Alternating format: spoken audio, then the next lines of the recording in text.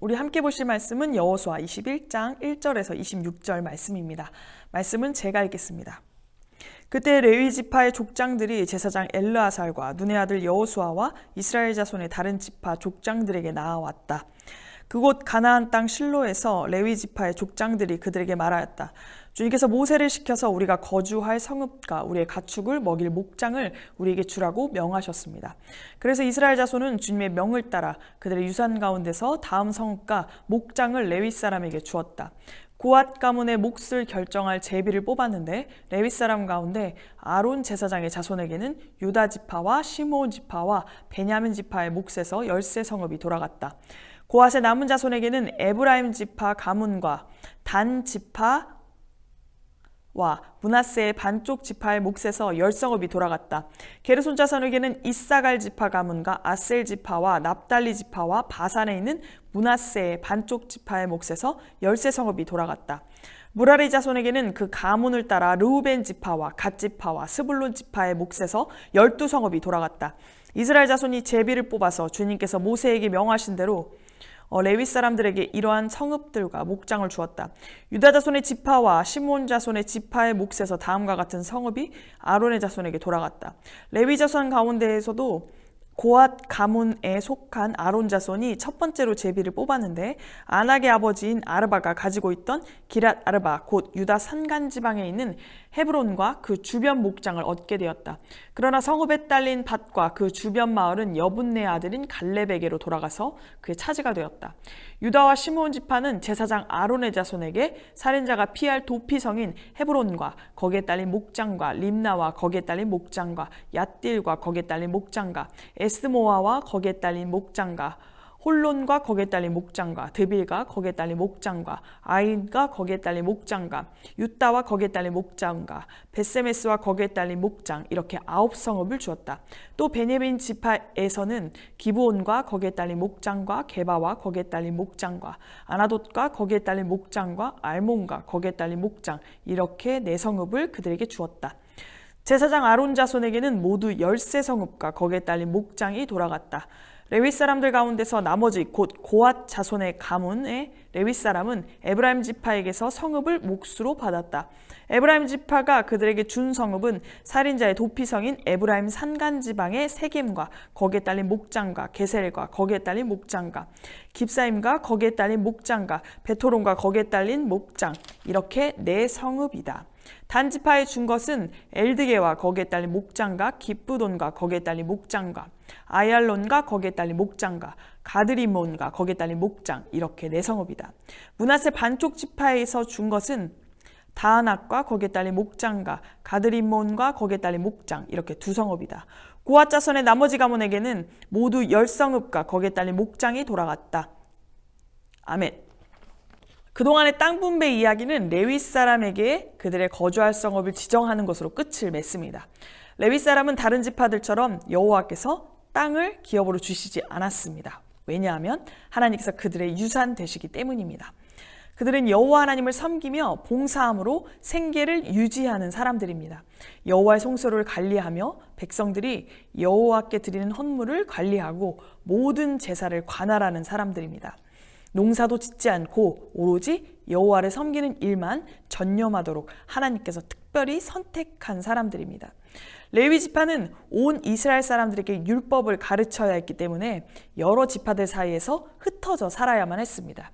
그들에게 빛과 소금의 역할을 감당해야 했던 것입니다. 마치 레위인은 이스라엘 각 지파에 구별된 11조와 같았습니다. 그러나 그들에게도 거주할 곳은 필요했습니다. 여호와께서 그들에게 12지파로부터 4개의 성읍을 받아 모두 48개의 성읍을 마련하여 주셨습니다. 아론 자손은 13성읍, 그앗 자손은 10개 성읍, 게르손 자손은 13성읍, 무라리 자손은 12개의 성읍을 얻게 되었습니다. 모세도 레위 사람이었지만 그의 자손에게는 특별한 대우를 주지는 않았습니다. 이는 여호와께서 모세를 사용한 것이지 그들의 자손을 사용한 것이 아님을 우리에게 보여주고 있습니다. 주님의 일하심이 얼마나 투명한지 여기서 우리가 확인합니다. 그리고 여기서 주목할 것이 있습니다. 각 지파들이 레위인들에게 살 성읍을 할당해 주었다는 것입니다.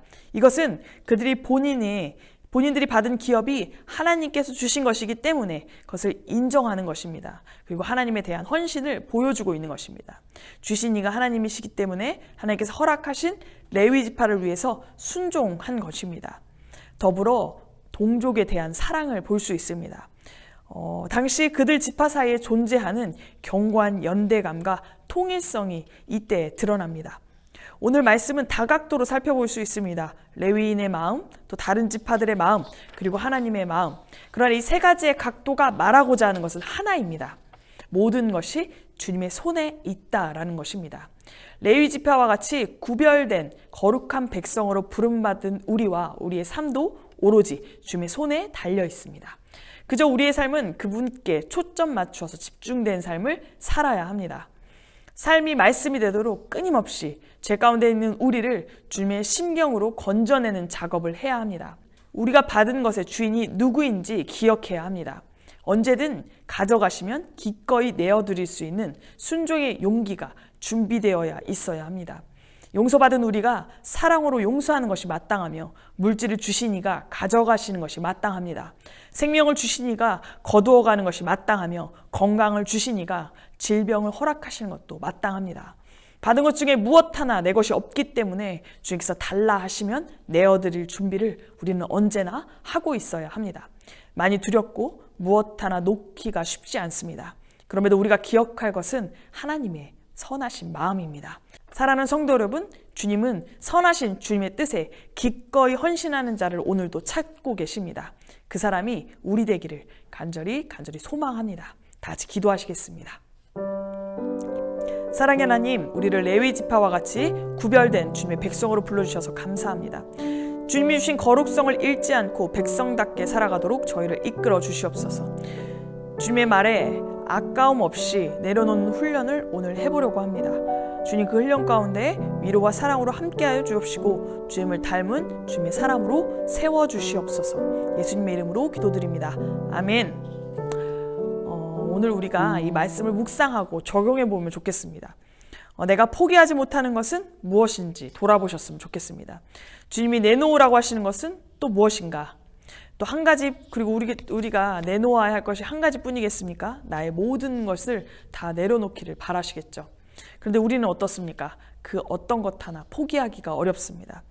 그럼에도 우리에게 허락된 것은 주님뿐이기 때문에 두렵고 떨리는 마음을 안고 오늘도 그 내려놓는 연습을 해보려고 합니다. 저뿐만 아니라 여러분도 온전히 주님 앞에 내려놓는 연습을 해보시기 바랍니다. 오늘 여러분들에게 내려놓기 제안을 드리고 싶습니다.